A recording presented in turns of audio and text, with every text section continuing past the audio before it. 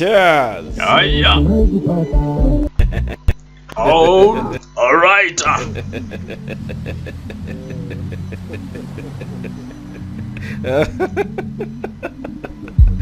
Episode ni ya 9. Bakise Big Boss. Bravo. That is the world.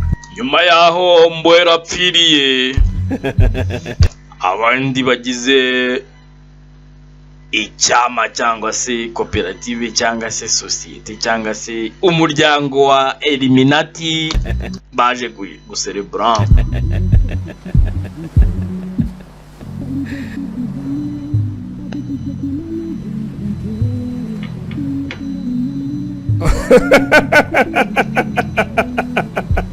Araseka. Guys, aliyekufa amekufa. Ati mwana uwagiye yagiye. Muda wake ulishaisha hapa. Ati gihe cye cyageze aragenda. Acha sisi tuenjoy maisha. Ati reka rero twebwe dusigaye twishimishe bana. Nawashukuru sana leo kwa kufika hapa. Ati ndabashima yuko uno munsi mwabashe kugera aha. Kwa kujumuika nasi pamoja. Ati kuba mwaje hano. Leo tunakwenda kumtambulisha mwanachama wetu mpya. Ati kuko dufite umuntu mushyashya twungutse mu muryango. Asante sana mkuu. Ati murakoze kumpa ikaze. Mimi kwa majina naitwa Nabii Ezekiel. Ati ngewe mu amazina yanjye nyakuri banyita umukozi w'Imana Ezekiel. Na nimeamua kujiunga na hiki chama. Ati rero nemeye kwiyunga namwe ili niweze kufanya miujiza. Ati kugira ngo nkore ibitangaza na uponyaji katika ubundi nkize n'abantu mu izina rya Yesu Kristo. Nuko nguko dore nuko bigenda. Ati rero ndagira ngo mumpe ikaze. Cheers. Bakise Big Boss. Episode ni ya 9. Ye mwumva nitwa Papa Harris. Kano nkatuye Ijeteo Ikabarondo. Ikabarondo ni Remera. Ibintu nk'ivyo. Sarushi. DJ Salji. Na ameamua kujiunga na kichama ili afanye miujiza. Hii maana yake nini? Ese nk'uyu pasteri wemeye kujoininga cyangwa se kwinjira muri Illuminati ati kugira ngo ajya akora ibitangaza ibi ni iki bisobanuye iki? Vevo. Wapo wanachama wengi sana ambao wengine wewe wafahamu. Ati ni benshi baba muri uyu muryango wacu cyangwa se muri iki aryo ubundi arya. Ni muyihe sanse nzajya mbivugamo kugira ngo mwumve neza icyo bivuze wenda. Illuminati muyizi nk'iki ubundi. Sawa. Muri Illuminati basi. Ati hari benshi baba muri no muryango wacu Illuminati ariko utazi ko babamo. Ni viongozi wa serikali. Ati hari nabandi ari abayobozi bakuru muri leta. Lakini wengine ni hawa watumishi wa Mungu. Ati rero nabandi naba bakozi b'Imana uzi. Na kila mmoja anaingia kwenye hiki chama kwa maslahi yake binafsi kama ulivyo. Ati buri wese yinjiramo afite ibyo akeneye. Viongozi wa serikali wapo katika hiki chama. Atushaka kuvuga yuko hari n'abayobozi ba leta barimo. Wapo barimo nyine. Unashangaa nini Clan Vevo? Utunguwe n'ikisha.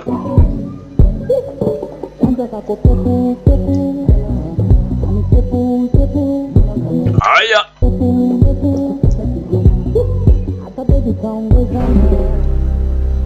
Tugaruka hakuno yaje yicariye mwirimbi nk'ibisanzwe.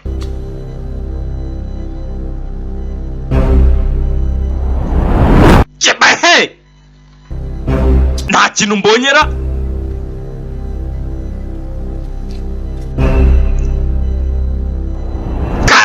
Karagaruka wa mukecuru Marishari.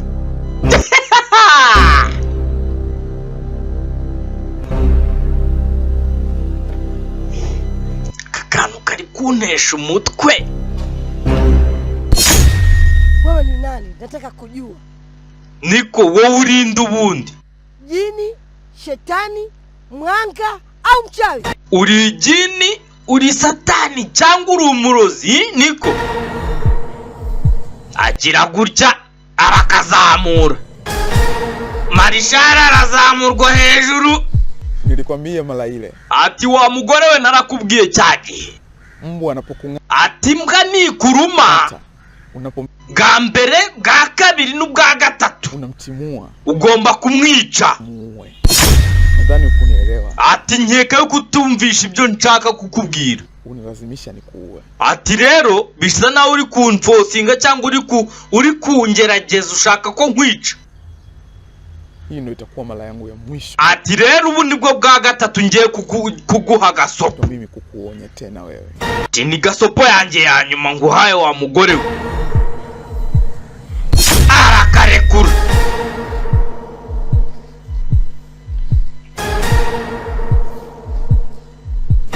Tariruka.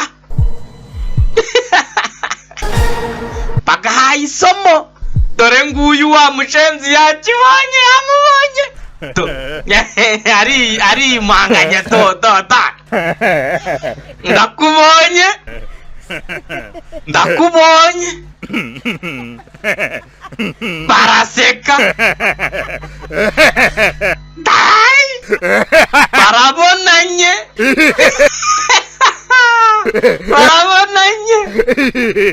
Umugore yari yayigize marishari imbere yabo ngararenze. Mwana kulitafuta mwana kulipata. Ati wewe wabishatse urabibonye. Hatari. Ati uriya muhungu ntago yoroshe. Hapo tumbo linawaka moto. Ati uri kumva mu nda hari kubira. Baraseka. Unajisikia kujamba? Ati uri kumva ushaka kwisurira. Niko. Yanalia mbwata.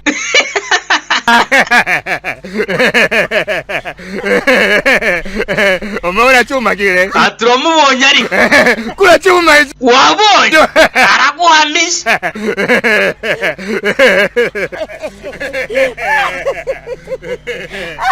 Wewe nawe mbea Ati nawe ugira ubujajwa. Umefuata nini? Waje gushaka iki hano? Mazimwe gusa. Nashindwa kushangaa. Hatari. Mwaka huu ukijana tatua. Ati sha uyu mwana azatumara. Na utajuta. Choko kama mwiko. Uzicuza. Kazi unayo. Yule kijana Kaba bagarutse mu nama. kwa kweli akiinama nchale, akiinuka nchale, na gari yake nimesharudishia. Hivyo basi bora tuachane naye tuendelee na mambo mengine. Mugenzi nta kindi cyabaye, baje biyemeje yuko bagomba kurekana na wa muhungu. Haina haja kumonea huruma mkuu. Ati bosi rero kitangira kumuryoshya gusa cyabibonye. Yule kaua wenzetu wengi. Aturi yamaze igihe yica bene wacu. Kazi iendelee. Ati rero nta mpamvu yo kumwihorera. Pambana naye. Ati komeza urwane nawe kuko niweho mukuru wacu. Akinama nchale. Ati yunama. Akinuka nchale. Nawe yunama ukubita. Yagaruka ukubita. Mbese yaca hirya ugaca hirya. Makatobe. Zibasha.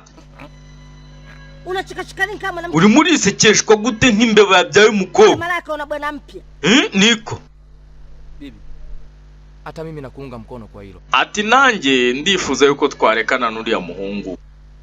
Tuachane na yule kijana tuendelee na mambo mengine. Ati byaba byiza dukomeje akazi ibindi byacu bikorwa byacu tukarekana n'uriya muhungu. Hapana. Uyu nawe ati hoya. Mimi sikuungi mkono kitu. Ati ngewe ntago nemeranya namwe.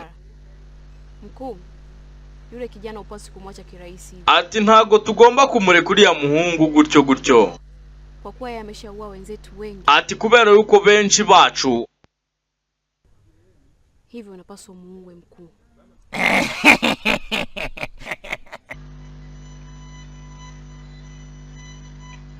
Ana. Mimi sikuungi mkono kipara. Mkuu. Yule kijana upasi kumwacha kirahisi hivyo. ati byo ntago ngiye mbyemera ahubwo ntago twamureka kwa kuwa yeye ameshaua wenzetu wengi. ati kubera yuko amaze kwica bene wacu benshi. Kiraseka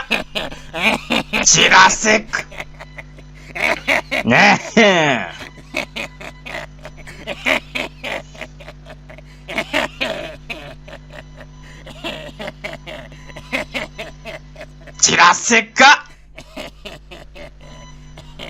Mwakatobe. Zibasha gusa kirabizi impamvu kiri guseka.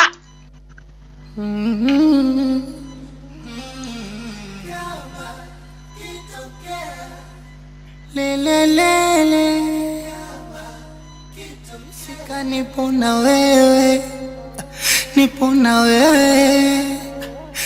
na wewe. Tugaruka hano kwa muganga. Nipo na wewe. Aya, sio moja tambile ikai. Umezima data umeng'oa wifi. Arudi kwa muganga mugenzi. Moyoni mwako umeunasika kila ngakoma umenyongea tai kwako baride pingwa ikatai umenilisha chili kwa chai moyoni mwako umeunasika kama kitokea. Aya akise Big Boss in episode ya 9. Nje nitwa Papa Harisi. Aha ni igiti.net. Aya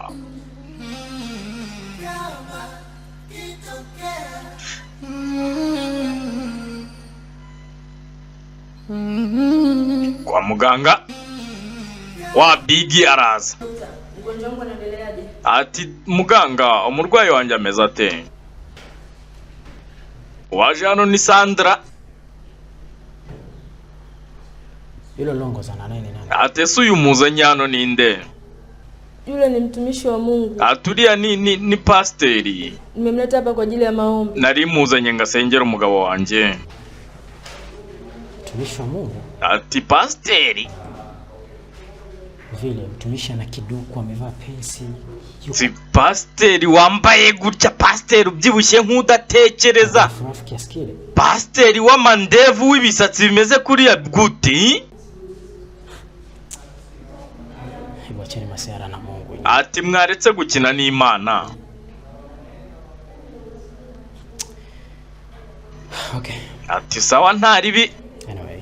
Nubundi ni umurwayi wanyu. Mambo nisikilize kwa makini. Ati ndagira ngo unyumve byibuze bwa rimwe.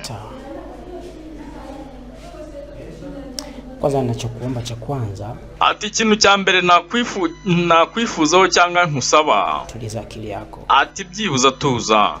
Wumva utekanye mu mutwe wawe. Alafu ukumbuke kwamba sisi ni binadamu. Ati ubundi wibuke yuko twebwe turi abantu mu busanzwe. Sawa? Sisi ni binadamu. Ati turi abantu. Mungu ana maamuzi yake. Ati kandi ni Imana ibifite ibyo yahisemo. Samani doctor, unataka kumaanisha nini? Ati none se doctor ushaka kuvuga iki? Pole sana. Ati wihangane wa mukobwa we. Tumejitahidi kadri uwezo wetu. Ati twagerageje uko dushoboye. Mwisho siku Mungu. Ariko byarangiye. Yeye ndo ana maamuzi ya mwisho. Imana ari ifite ijambo rya nyuma. Mimi amefariki. Ati rero yapfuye. Hey! Daktari we, dogiteri.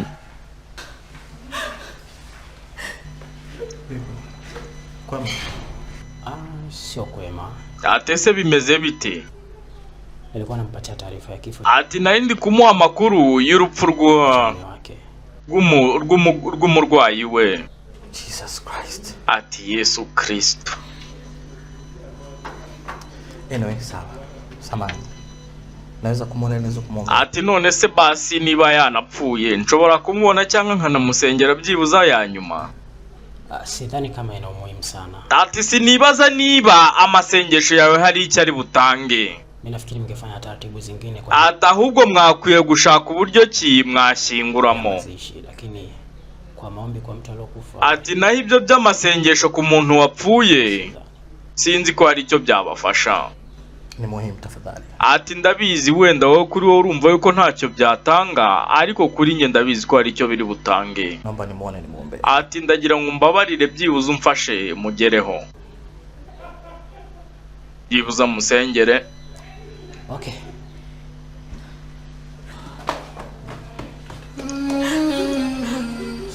Genza umurwayi we yapfuye. Dogiteri yavuze yuko ntacyo byatanga, banamupfundikiye. Genza yararize. Genza birababaza. Amekufa. Ati yapfuye. Mangu. Sikiliza. Ati umugabo wanjye yitabye Imana. Naomba tumuombe. Ati reka tumusengere wa mudamu we. Imana irakora ibyayo. Ati rero funga amaso dusenge kandi upfukame byatsi we.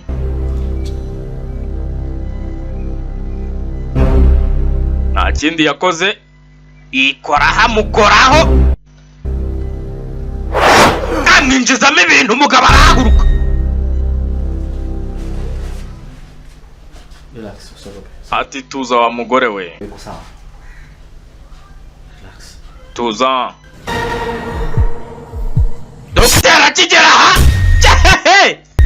asanga wari urwaye yabyutse, nakuba wari wapfuye nta ndwara ararwaye. Ibi ni ikira.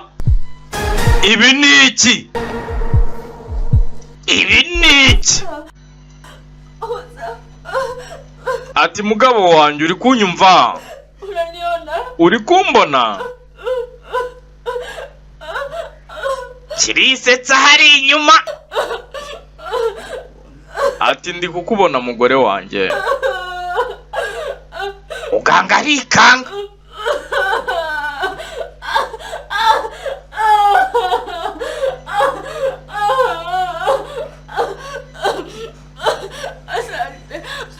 Aturakoze Pasiteri.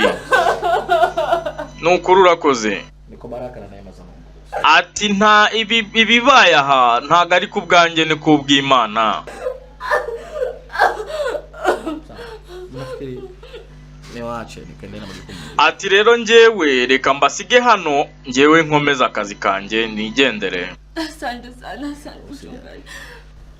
Doctor. Nikutokea kazi njema. Muganga we, mwifuriza akazi keza. Wacha ende kuhudumia watu wengine. Ati reka njye gukorera abandi akazi ariko. Muganga abuze icyo avuga, ni ukureba gusa.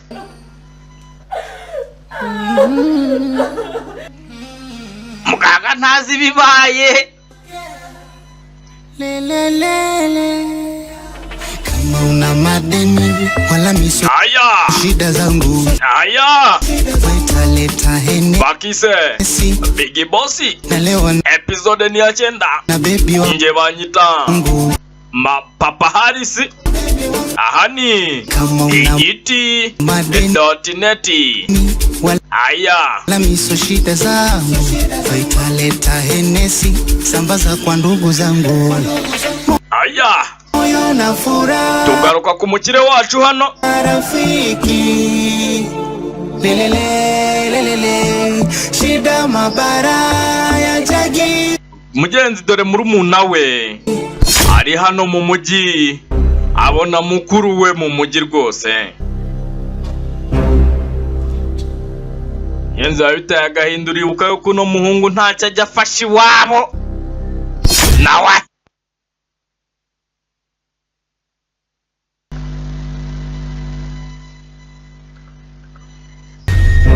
Abona murumuna we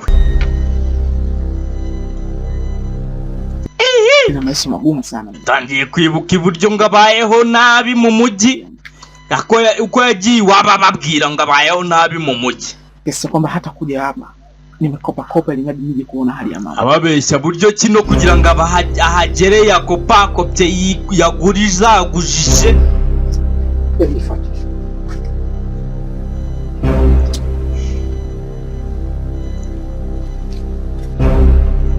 Hivi mjomba, ulichokizungumza pale uko sawa kweli? Mara ya kwanza shangazi yako aliugua. Aya, tangira kwibuka mugenzi ukuntu mujomba wiwe cyangwa se muyomba harya muyomba mu Kinyarwanda ni iki? Nyirarume. Nyirarume. Mukuru wa nyina, musaza wa nyina. Umesema una pesa. Aturibuka ubwa mbere ubwo nyogosenge yarwaraga waravuze ngo nta mafaranga ufite agera hapfa. Ameugua hapa mpaka amefariki. Atagera naho hapfa uvuga ko nta mafaranga ufite. Uri mama yako. Ati uyu munsi ntago ari nyogosenge, atahubwo uno munsi ni nyoko. Unarudia tena yale yale. Urongera kuvuga gusubiramo bimwe wavuze ubushize ubwo hari nyogosenge wari urwaye. Hivi hizo gharama ulizotumia za atese byibuza ayo mafaranga wakoresheje uza safiri mpaka kufika hapa, kwa nini usingetutumia? Iyo yatwohereza byibuza tukungikanya nayo dufite. Hicho kiasi tumpeleke mgonjwa hospitali. Mjomba, hivi wewe ni mtu aina gani? Atese wa mwana ubundi uri umuntu nyabaki. Usijue atatamani ya mama yako. Umuntu utaza agaciro kanye na bite byawe. Tayari nimeshakwambia mimi sina pesa. Ati ngiye nababwiye nta mafaranga mfite. Sasa kwa nafanya makusudi. Sasa unavyonikomanda. Ati kandi kuba ndi kubabwira gutyo suko ndi kubivuga ngo ndi kubikora mbishaka. Niba swala pesa. Ati rero sinzi impamvu uri kumpatiriza gukora ibintu ntateganyije cyangwa amafaranga nsinze aho ndayakura. Arira akaza karanagenda nibyo kari kwibuka. Abayitangiye murabizi nyine. Pole sana mama. Acha mimi nitakupa pesa. Ati reka njye gushaka amafaranga peti. Mugenzi kabonye muri muna wako.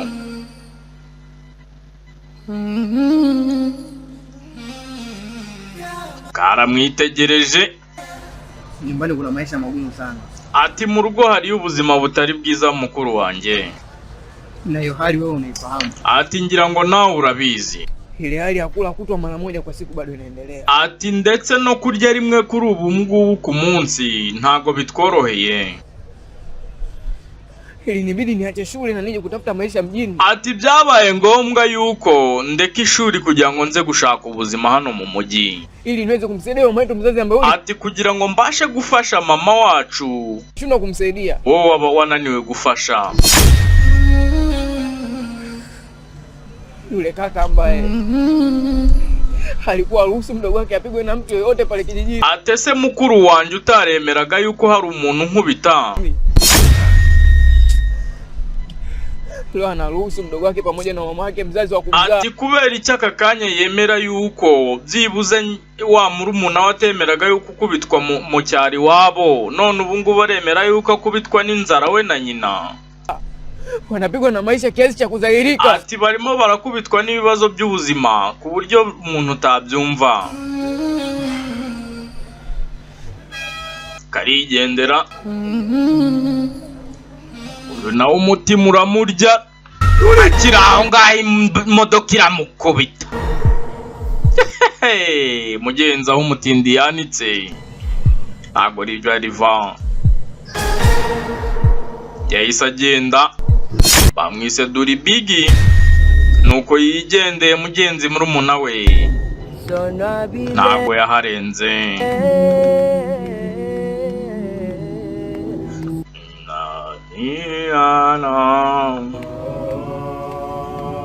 Bazamilu zalukanisa matulega abapanzi bagumia ukubazifanele.